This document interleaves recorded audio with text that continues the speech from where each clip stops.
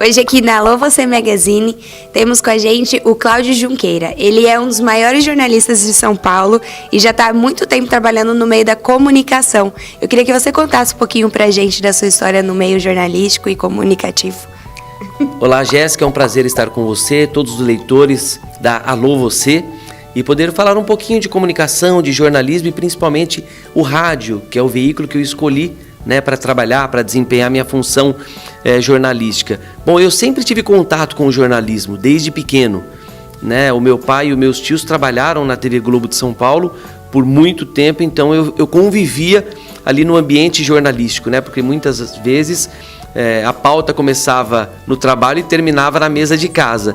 Então, desde muito cedo eu gostei de notícia, gostava de noticiário. E no princípio da adolescência eu já tive a certeza que queria fazer jornalismo. Fui teimoso, trabalhava numa empresa de engenharia, prestei vestibular para engenharia civil, passei.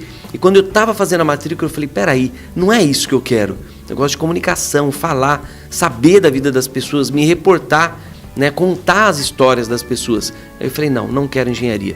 Aí desisti, felizmente, acho que o mercado da construção perdeu um engenheiro normal e ganhou um jornalista. Tá certo. E qual que é seu momento preferido na sua carreira até agora? O momento preferido é o momento no rádio, né? Eu comecei no jornalismo impresso, no extinto Jornal da Tarde de São Paulo, do Grupo Estado. Foi um momento maravilhoso, um momento onde eu tive contato com uma grande redação, né? E o trabalho de rua, que é uma coisa que me fascina, né? Eu gosto de ser chamado de repórter. Fala, o jornalista Cláudio Junqueira, mas quer me deixar contente? Fala o repórter Cláudio Junqueira, porque é quem tem contato com as pessoas, com a vida das pessoas e a gente poder levar a informação para todo mundo. Então eu tive esse contato no jornalismo impresso e depois eu descubro o rádio. E o rádio é onde eu me encontrei. As pessoas falam, que legal, você escolheu o rádio. Eu falei, não, o rádio me escolheu. Isso é muito forte. Então é um lugar que você ficava trabalhando ali 12, 13 horas assim, e você não viu o tempo passar.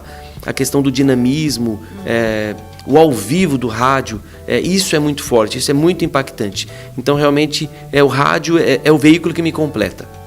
E você trabalhou por muitos anos no programa de rádio Pulo do Gato. Conta um pouquinho pra gente como foi essa experiência. Bom, ao todo de Bandeirantes foram 11 anos, né, de 2002 a 2013. Assim, anos maravilhosos, onde assim, eu tive aula com os mestres da comunicação, os mestres do rádio e com o José Paulo de Andrade, né? São quase 60 anos de carreira, né? Um jornalista que começa lá em 61 na Rádio América de São Paulo, acumula uma bagagem, uma experiência fantástica e que tem o prazer de passar para as novas gerações. E eu tive o grande privilégio e a grande oportunidade de aprender com ele durante quase 5 anos no programa, né? Quando eu fui repórter do Pulo do Gato. Então depois, mesmo saindo do programa e participar da programação geral da rádio, eu sempre produzia material para o Pulo do Gato. Então foi um período assim fantástico, assim, um período que você aprende tanta coisa, né? E agora o desejo é passar para as pessoas. E até a ideia do livro é passar um pouquinho de tudo isso que eu absorvi para poder compartilhar com os ouvintes.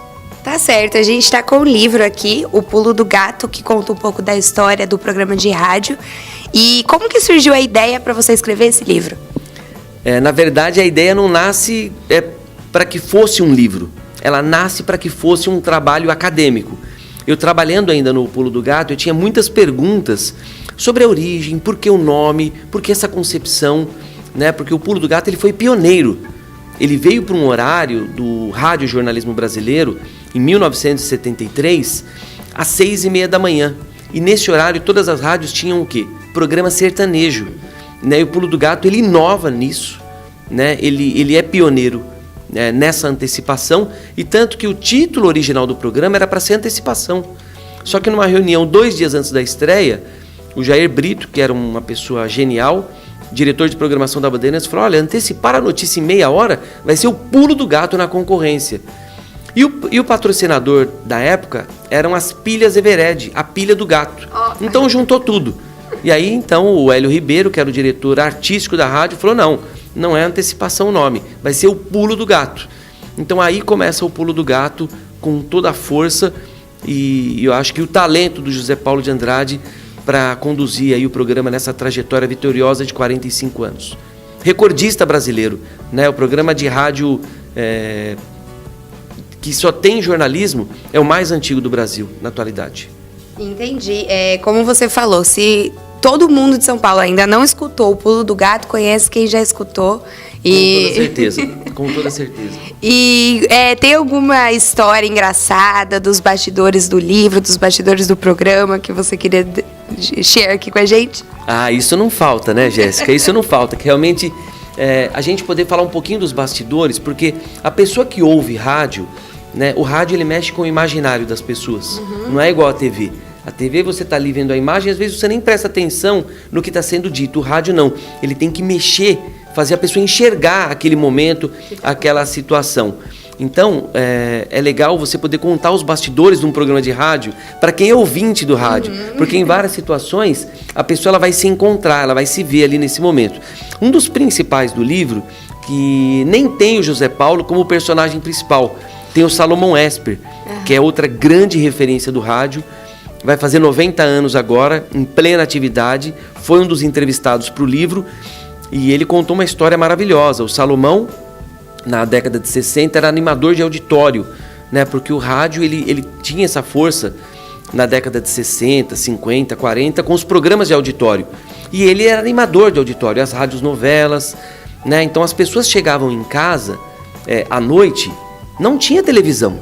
Tudo bem, 60 já tinha, mas ali ainda estava muito devagar, muitos lugares não tinham. E as pessoas se reuniam em volta do rádio para ouvir radionovela.